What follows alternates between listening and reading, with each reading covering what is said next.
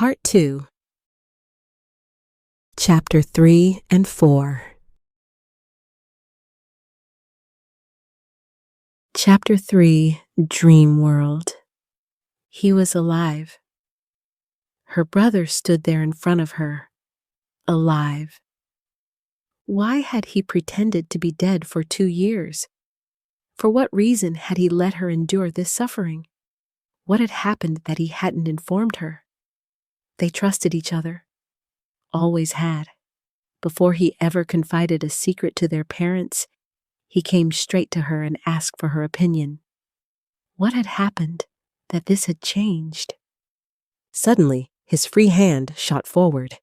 Before he could grab her by the throat, she blocked with her arm just in time and held her breath for several seconds. What was this supposed to be? "I'm not your brother, Jiyan," he told her. There was no sign of a joke or teasing on his face. He wasn't the type for that anyway. But how did he know her name if he wasn't her brother and they were supposedly meeting for the first time today? She shook her head. There was too much confusion inside her. "But you are Kilan, my big brother." No doubt about it. His dark brown hair, which he wore in a bun, was his trademark. Freckles across his face, one eye brown and the other brown with a greenish shimmer. That was him. Unmistakable. There was only one of him. No chance of a mix-up. In a huge crowd, she would recognize him instantly. His features no longer resembled the slender 16-year-old from back then, but he had to be at least 18 by now. Had he lost his memory? Her mind feverishly searched for a logical explanation, but found none. "That may be true in your dream world," he said calmly. "But I'm not your brother." It was as if something inside her shattered into countless pieces. Had someone suddenly increased gravity? She felt pressed down, the weight on her shoulders growing heavier. What was worse, believing him dead, or having him alive in front of her, denying that he was her brother? Her strength left her and her arm dropped. Expecting him to try to strangle her again, she let everything happen. But instead, he released her wrist and stepped a good distance away from her. "Are you making fun of me? If you're not my brother, then who am I?" she murmured dazedly. Who was this Jiyan? Who was this I inside her head? This can't be real. How badly were her senses deceiving her? How much of what she saw was real? Dizziness washed over her, and she staggered. Suddenly, Kilan grabbed her from behind, squeezing the air out of her lungs as he pulled her tightly against him. Despite the Slivon's attack, he still had enough strength to hold her. "Please don't run away again." I'm not going to," she protested. "Are you sure?" he pressed, uncertainty in his voice. His grip loosened a little. "Because whenever you say things like that, you run off, like earlier." She shook her head. "Not this time. I promise. You can let me go." The moment he withdrew his arms, she spun around and hugged him briefly but tightly. This time, she caught him off guard with a sudden embrace. "I'm sorry I put you in danger earlier. I'm sorry." "It all worked out in the end." He put his hands on his hips and gave a crooked grin. The grin quickly faded when he looked at Kilan, his mouth twisting. "Stop glaring like that. Your looks can be downright cruel sometimes." He rubbed the back of his neck. "Because of that admittedly dangerous trip, I found out that Slivons need a moment before they enter a human. Do you understand, Kilan? They don't take control immediately. You still have a chance to escape." The CR saved me. Just imagine, I actually saw them. Aren't you proud of me?" He pointed at himself with his thumb and smiled. Kian's eyes widened. He stepped toward Kilan. "You met them and didn't pursue them?" "Yeah, that annoys me too." "Sorry," Kilan said, letting his shoulders slump. Kian lowered his gaze and clenched his jaw. Without another word, Kilan turned back to Jiyan. He studied her silently for a while. His twitching had mostly subsided, but the traces of their dangerous excursion were still visible. "You probably don't understand anything, poor thing.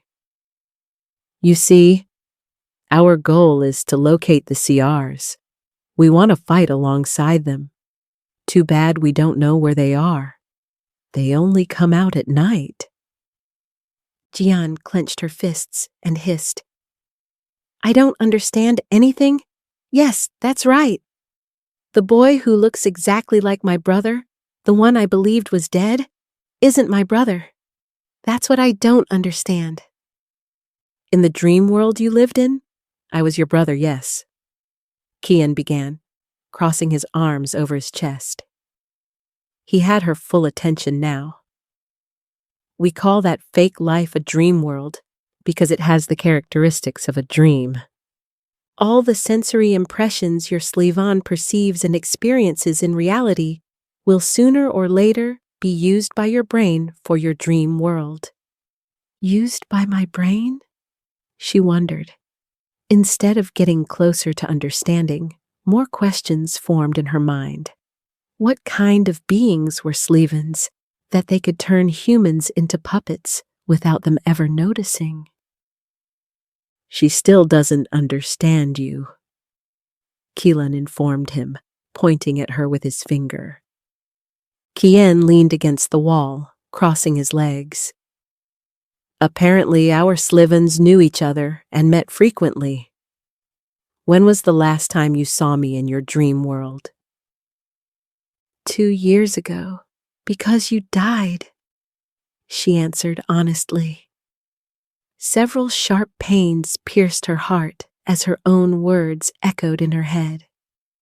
For a moment he studied her, again and again.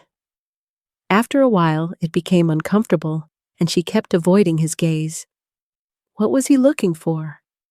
Then he cleared his throat. "I woke up 2 years ago.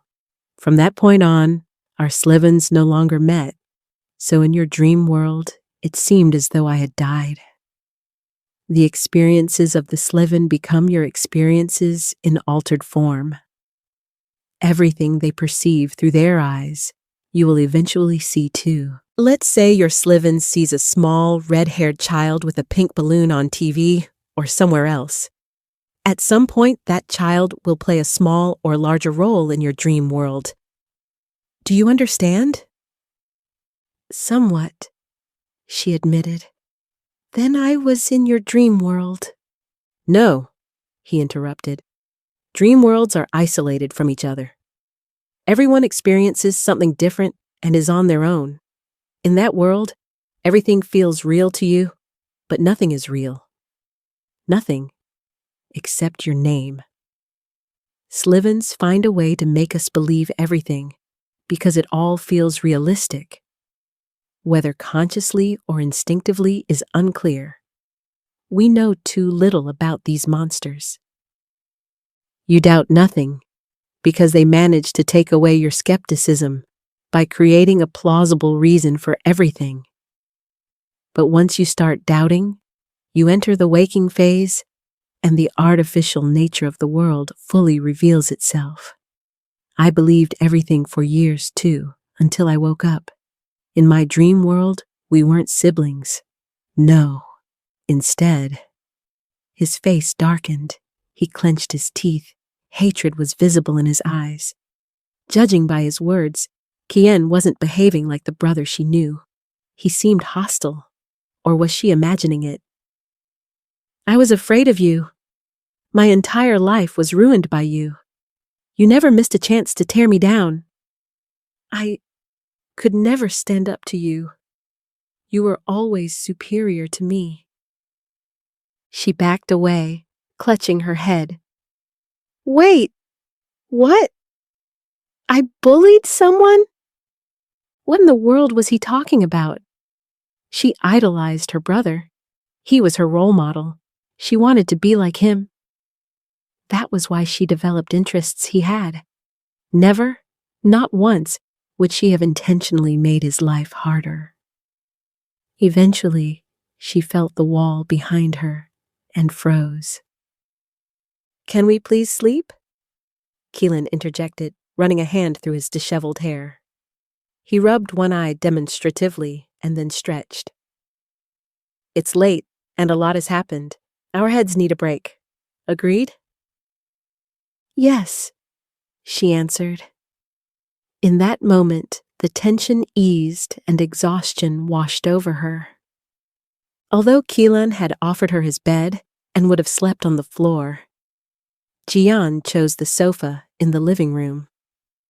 The conversation Kilan and Kiyan were having woke her.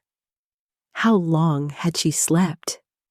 She felt rested, able to think a bit more clearly. She didn't fully understand them, but it sounded as though Kiyan was suspicious and wanted Jiyan far away. Sleep had cleared her head. All the thoughts were still there, but they no longer felt so crushing. There was much she didn't understand, or didn't want to understand. What was she supposed to do now? What mattered was getting to know reality. Otherwise, she was hopelessly lost. She had to explore this world and gain more insights. That meant going outside again. It would take effort to overcome herself, but if she wanted to move forward, she had no other choice. Besides, she was searching for herself. What defined her? What did she want to become? What did she want to work toward? Who was her real family? Where did she come from? She knew far too little about herself. Tears burned behind her closed eyes. Everything had been a lie she'd lived in for 16 years. Who am I? Gradually, the voices grew louder, as if Kilan and Kiyan were approaching. She opened her eyes and looked straight into their faces. Compared to them, her hair was messy and her face felt sticky. The blanket had slipped halfway to the floor, and part of her top had ridden up, exposing a bit of her stomach. She immediately sat up. "What are you looking at?" she snapped, glaring at Kilan and smoothing down her shirt. "You old, perverted, shameless—" "What, old? I'm only 20. He cut in, staring at her in disbelief.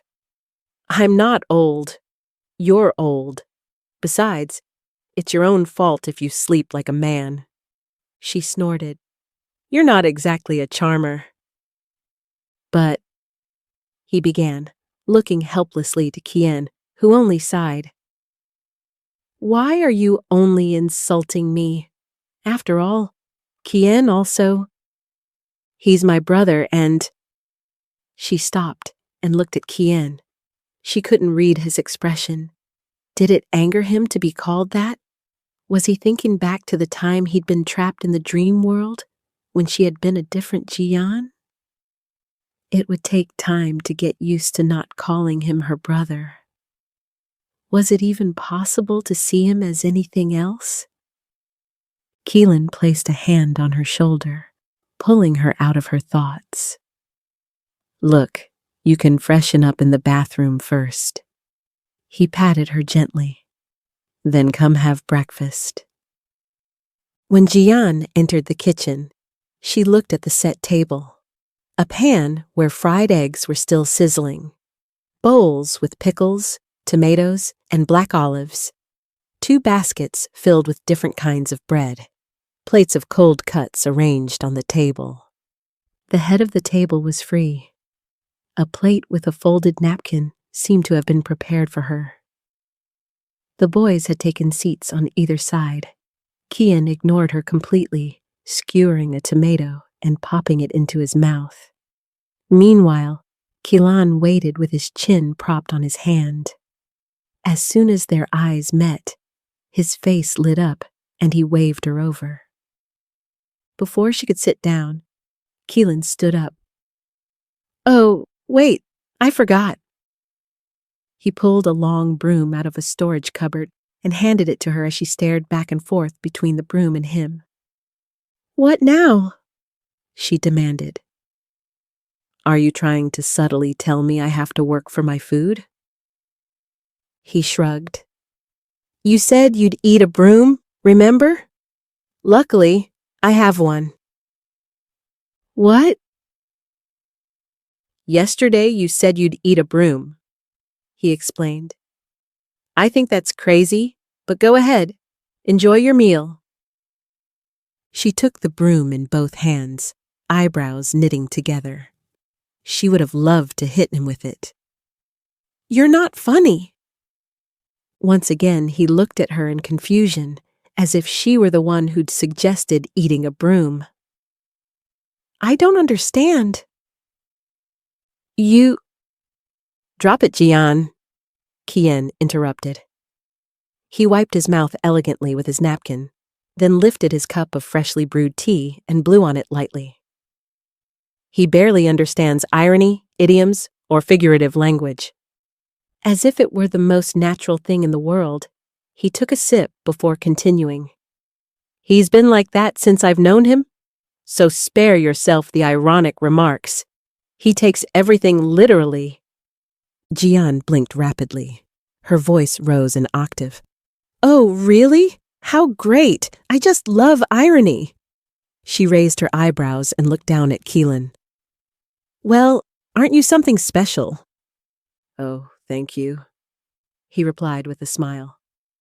Like a grandmother with her grandchild, he pinched her cheek, leaving a red mark. "You can be really cute, Jiyan. So cute." A muscle twitched beneath her eye. "This guy is going to drive me insane, guaranteed." That wasn't a compliment. She studied him for a moment, then sighed and sat down. She left the broom where it was. She grabbed a piece of bread, topped it with 2 slices of cheese and 1 of sausage, and bit into it curiously. The taste was the same as always. She was genuinely disappointed. Shouldn't the sensations have been stronger now that she was in reality? Damn the Slivon for you not understanding irony. Well, it could have been much worse. The room grew noticeably colder. Wind blew in through the tilted window, making her shiver. The silence between the two didn't help. Something had changed, and she was certainly the cause. "What do you mean by that?" Kiyan finally asked. His gaze sharpened, his voice hardening as he paused his breakfast. "For someone who only woke up yesterday and hasn't seen much of this world, you're saying some interesting things." Her heart began to race. "You seem to trust me quite a bit." "That's not an answer," he countered. He didn't sound unfriendly, just wary. Every unnecessary word would make him more cautious, and she risked losing the only place she could stay. Was his mistrust connected to what had happened in the dream world, where she had made his life miserable? Kilan followed their exchange with his mouth slightly open, ready to step in and mediate at any moment. Better now. Otherwise. Jiyan began, and the world spun. It felt as if she were about to faint. She couldn't move her arms or legs. Her muscles stiffened, refusing to obey her. "Quick, tie me up!" "Well, why all of a sudden?" Kilan asked. His voice sounded distant, barely reaching her. "The Slivon," she forced out. Her skull throbbed unbearably. "It's pushing me away! Damn it!" Her vision blurred abruptly. Not again, she screamed internally as her body went completely numb. I don't want this. Help me. Ki! When her vision sharpened again, it wasn't Kilan or Jiyan she saw. Her mother was there. Jiyan was back. Chapter 4. Freedom. Silence lay between them. What was she supposed to say now that she knew the truth? Near the bed sat a doll, nothing more, that could move freely. This doll, which she had believed to be her mother for 16 years, kept Jiyan under constant watch. Through the window, Jiyan could see that the clouds had grown darker. Was a storm approaching? Why did this fact catch her interest? Why did her gaze cling to it? She shook her head and briefly squeezed her eyes shut. Stop it. Come on. Don't cling to this world anymore. All those experiences, all those memories, all those feelings and suffering, an illusion. Let it go. She was in the dream world.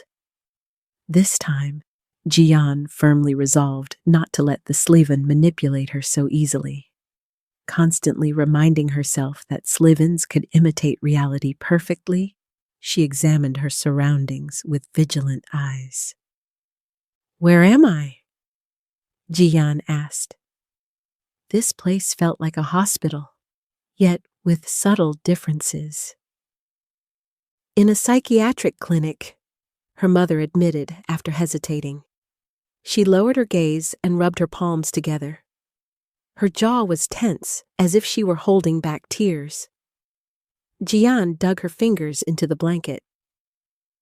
What had she just said? It's for the best. Your condition is getting worse. She wasn't crazy. The Slivon inside her was trying to deceive her. Its manipulation had begun.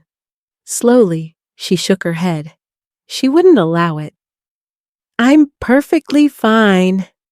No, my darling, her mother replied, lifting her head.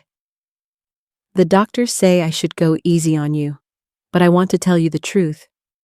You never truly got over Kiyan's death, and your psyche created a world where Kiyan is still alive. Please don't give those thoughts any weight and become who you were before. I don't believe a word she says. She's lying. Everything here is a lie. That's how it is, right? No, stop it. The Slivon wouldn't trick her again. It must have had no choice but to play its trump card, that she had gone insane. But she couldn't have gone insane. Why would her psyche create such a reality if she were truly ill? Why not a more plausible world where her brother lived? You're not real, Jiyan murmured, and her mother flinched. No one here is real. Please, Jiyan, stop. Jiyan threw the blanket aside and jumped out of bed. Before her mother could grab her, Jiyan shoved her away. She stumbled and knocked over the stool beside her. Jiyan ignored her calls, using violence against her, even against this fake, shocked her for a brief moment. She had to find a way back. In reality, Kilan and Jiyan were dealing with the Slivon, which could cause trouble as long as it hadn't been restrained in time. How could she push the Slivon back and gain the upper hand? Jiyan had told her how Slivons worked and how they deceived the senses. For a few seconds, she had almost believed her mother. But this woman wasn't her mother. On top of that, she hadn't seen her father in this world at all. No image came to mind. She didn't even know what he looked like. Wasn't that proof enough that this dream world was fake? Or was she deceiving herself after all? One thing unsettled her. Why couldn't she hear Kilan's, Jiyan's, and even her own voice, the one the Slivon used, like usual? Where had the voices gone? Had they fallen silent? Jiyan ran past countless rooms, but still no exit appeared. Where was the way out? Should she jump out of a window and take her chances? Could she die in this world? And then what? Would the Slivon have her body entirely to itself? Her heart grew heavy at the thought. Alone. Her mother called out from afar, and nurses reacted. They blocked her path. Jiyan was surrounded. How could she wake up? How had she managed it last time? Where was Kilan's voice? She needed it now. "Ms. Slivon, please calm down," she heard a young woman in a lab coat say. She had blonde hair, worn loose. When had the Slivon seen this woman for her to play a role in this dream world? "You're confused. That's normal. Everything is fine." "Oh, Jiyan, do I have to lose you too?" Her mother sobbed. She turned to the staff. "Do something. She doesn't recognize me anymore." "No, I'm not crazy." Kian's death had hit her deeply, that much was true. But she had still had her sanity. The Slivon was trying to lull her, to keep her trapped in this world so it could continue living in her body. Every word spoken now, every action taken, she couldn't take at face value. What am I supposed to do? "I'm going to come closer now, Miss Slivon, and we'll talk about everything calmly," the doctor warned, approaching with raised hands. "We don't want to hurt you. We want to help you." "Let them help you, Jiyan," her mother pleaded behind her. And what if I really did invent the world where Kilan and Kian live just to feel better? Did I feel better? She clenched her fist and took a deep breath. What was so bad about living in this world, even if it wasn't real? As long as it felt real, everything would be fine, right? This is neither freedom nor my true self. "Mom?" she called without turning around. The doctor stopped and exchanged a look with her mother. She nodded briefly. "Yes, my darling?" Her voice trembled. She sounded relieved to be called Mom again. Jiyan turned around. "What is my first given name?" That. "Your name is Jiyan." "Daru Jiyan. Why don't you know it, even though you gave me that name and I told you countless times that I don't like it?" She paused. Wasn't that proof enough, or was she desperately searching for clues? Had Kian been right? Was her name the only thing she could rely on? You are not real. Farewell. She blinked, gasped for air, and saw Kilan and Kian. "I'm back," she whispered. Kilan cupped her face with both hands. "You are. Thank goodness. Welcome back, Jiyan." Tears welled up in her eyes and a lump formed in her throat. She wanted to raise her hands, but then she noticed she was tied with a rope and sitting on the living room sofa. "How long was I gone?" "Let me think," Kilan said, releasing her and glancing at the wall clock. "About 3 hours." "Did the Slivon say anything?" she asked. Kilan shook his head. It kept its eyes open but stayed silent. Its gaze was fixed on the floor. No idea what was going on with it. Something seemed to be working inside it. She looked at Kian. "Does it happen often that you lose control like that? Does it happen to you too?" "In the beginning, yes," he admitted. He said nothing more, just studied her. What was he thinking? "I hope I'll have some peace for now." She exhaled and let the tension drain away. Kilan untied the rope, and only then did she feel how cramped her arms had been at that angle. I almost gave in to the dream world, but... She broke off when Kilan flinched and turned away. He quickly pulled up the large blind, and they all looked outside. Lightning flashed. "It's raining!" Kilan shouted. He turned around, spreading his arms wide, grinning. "Guys, it's raining! Let's go outside, right now!" "What? But..." In their haste, Jiyan ended up with a rain jacket that had become too small for Kilan. It was too big for her, but it served its purpose. She held an umbrella over herself while the two boys pulled up their hoods. The rain grew heavier. Kilan seemed to enjoy the weather immensely. He hopped from puddle to puddle, delighted by the splashing water. The Slivons in the sky didn't move. What was going on? Were they sleeping? "Normally, Slivons are nocturnal," Kian said beside her. Could he read her thoughts? "During the day, they sometimes become active, but it's rare. And during thunderstorms, they definitely stay still." "Is that so?" she asked curiously. Why was he telling her this? Was he testing something? "That's why," he continued, watching Kilan in the distance as he waved at them. "He enjoys and loves the rain. Rain means freedom to him." His gaze softened. She fell silent. "Freedom, huh? Does he always wait for rain before going outside?" Suddenly, Kilan returned and jumped onto Kian's back. "Come on, smile for once.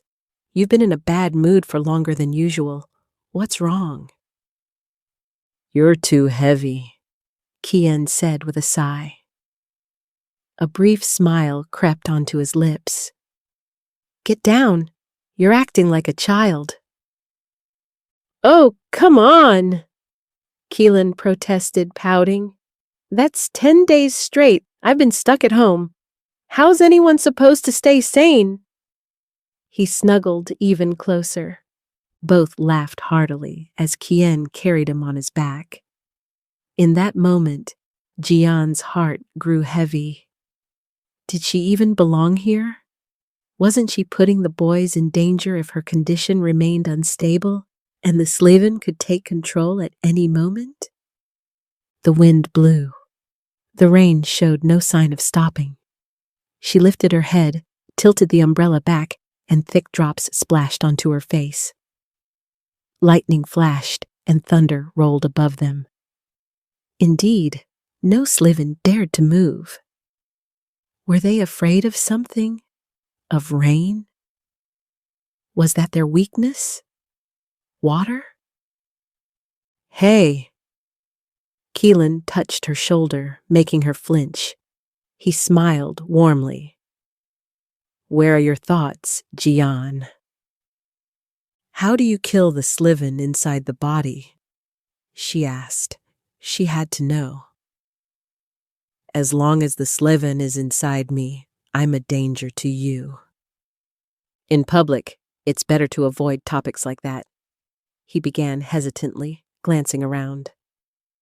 The storm was loud enough to swallow words unless one stood close, and still he lowered his voice. "Why such caution?" "Killing the one inside you wouldn't be advisable," Kian said. His hands were in his jacket pockets. Raindrops slid down his face like tears. "You'd lose your freedom forever, like Kilan did. Do you want that?" She swallowed, then shook her head. "There you go." "Come on, let's take a walk and clear our heads," Kilan suggested, taking her hand and leading her along. Despite the cold, his hand was warm, and she clung to that sense of safety. "Don't think about it too much, Jiyan. What happened, happened. You'll get a handle on it. It wasn't easy for Kian either. By now, he's always awake." "Yes," she breathed. Unsure whether he'd heard her, she didn't repeat herself. While Kilan stayed close to her, Kian walked some distance away, staring straight ahead. Does he really find my presence that unbearable? Am I that unpleasant to him? She looked at the ground. Each step made a splash. Every single one. How would things go on from here? Kian needs time to get used to a person, Kilan said quietly. She glanced at Kian, who continued walking in silence. He was cautious and reserved with me at first, too. I think he wants to trust someone as quickly as possible, but he just can't. That's just how he is. Don't take it personally. I'll try. Why can't I shake the feeling that it's especially hard for him with me? He can't forget the dream world, and neither can I right away. He's still my brother. But since when am I topic number 1? Kian cut her off, looking straight into her eyes. There was no resentment in his voice, just curiosity. Kilan twisted his mouth. You heard us? No, he's recently gone deaf, Jiyan interjected with a sigh. As usual, he didn't get it. Of course he heard us. Kilan, forget. She stopped. Both boys looked at her. She nodded in one direction. Careful. Up ahead. Sin soldier. It was a woman in a dark blue uniform with yellow buttons. The fabric was about 5 centimeters longer in the back than in the front. She wore rubber boots of the same color and black trousers. Despite the rain, the clothes seemed waterproof. Only her hair got wet, and she didn't seem to mind much. A red scarf was elegantly tied around her neck, and she wore black gloves. Kilan nodded. True, but look at the armband. There's a yellow star on it, and she's wearing neither a helmet nor a boiler at her waist. Unlike ranks 2 and 3. That means she's rank 1, on patrol. Let's act inconspicuous and keep walking. A shiver ran down Jiyan's spine. When she glanced over her shoulder, Kian was watching her thoughtfully. Had he noticed? She turned to Kilan. There are different ranks? Yes. Ranks 1 to 3, indicated by the number of stars on the armband, he explained. In short, rank 1 deals with the populace, rank 2 fights and captures CRs, rank 3 handles organization. But we should talk about this at home. Jiyan's eyes widened. A man approached from the opposite direction. More people dared to go outside despite the storm?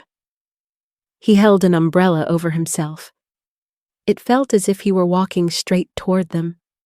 Compared to her, the 2 boys seemed relaxed. Weren't they afraid of being exposed? Was the man human or a Slivon? How could one tell? Was there a way? She should have asked Kilan. The rain faded into the background. Only footsteps remained, growing louder. Her breathing quickened. She tilted the umbrella so Kilan took more rain, hiding herself behind it. As long as she stayed calm, nothing would happen. Could Slivons detect when a human was in control of their body? She shook her head internally, forcing away any thoughts that went deeper. Just walk past us. Go on. Go. Go. She wasn't ready for a direct confrontation with a Slivon.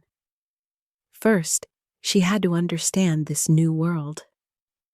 Her heart skipped a beat, and she froze. A scream nearly escaped her, but instead, she unconsciously let go of the umbrella.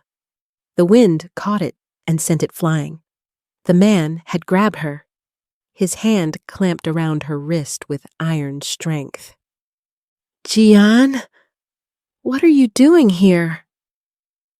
She squeezed Kilan's hand tighter, forcing steadiness into her voice.